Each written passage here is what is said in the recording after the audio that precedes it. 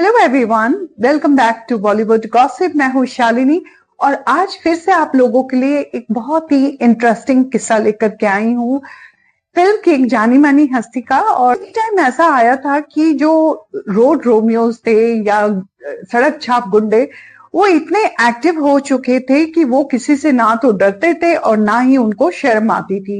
वो कभी भी कहीं पे भी छेड़ के चले जाते थे। जिस लड़की को वो छेड़ते थे, अगर उनके पेरेंट्स भी साथ में होते थे तो उनको कोई शर्म नहीं आती थी कि और डर भी नहीं लगता था कि कहीं पिटाई हो जाए।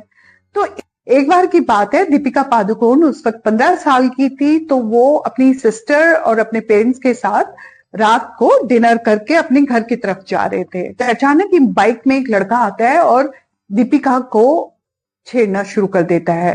उसके पेरेंट्स भी उसके साथ थे। दीपिका अपने पापा की तरफ देखती है, लेकिन उसके पापा ने इशारे से उसको चुप रहने को बोला, क्योंकि रात थी और ऊपर से ऐसे गुंडे लोगों के साथ कौन उलझता है। लोग आराम से चल रहे हैं बिना कुछ बोले, क्योंकि घर थोड़ी ही दूरी पे था। फिर भी वो लड़का बिल्कुल माना नहीं। वो कभी इलू इलू बोल रहा है, कभी 143 बोल रहा है, ऐसे बोलता जा रहा है बस, लेकिन तब भी उसको शर्म नहीं आ रही है। अचानक ही दीपिका के पापा ने उसको थोड़ा सा डांट दिया लड़के को। लड़के के ऊपर कोई असर नहीं हुआ। उसको ये भी नहीं लगा कि कहीं अब पिट ना जाए। दीपिका को बहुत गुस्सा आना शुरू हो गया। वो गुंडा अब क्रॉस कर करके दूसरी तरफ चला गया। इस तरफ अगर दीपिका थे तो उस तरफ जा करके बाइक के ऊपर वो बैठ करके सीटियां मार रहा है, पता नहीं बकवास कर रहा है बहुत ज्यादा। दीपिका से रहा नहीं गया, उसने रोड क्रॉस किया और उसके पास जाने लगी। गुंडा मुस्कुरा के देख है, उसको लग रहा है ओह, ये लड़की जिसको मैं इतना परेशान कर रहा था, इतना छेड़ा था, आखिर मान ही गई। और दीपिका ने भी हल्की सी स्माइल दी, क्योंकि उसने डिसाइड कर लिया था कि इसको छोड़ेगी नहीं कुछ।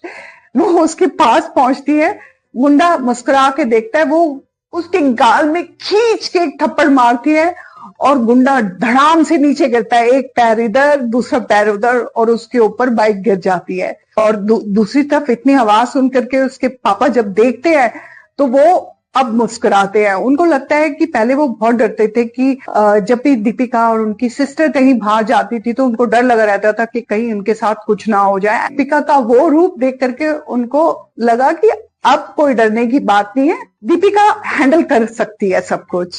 तो मेरा किस्सा यही खत्म होता है। अब मैं बहुत जल्दी मिलती हूँ दूसरी किस्से के साथ। Thank you so much. नमस्ते।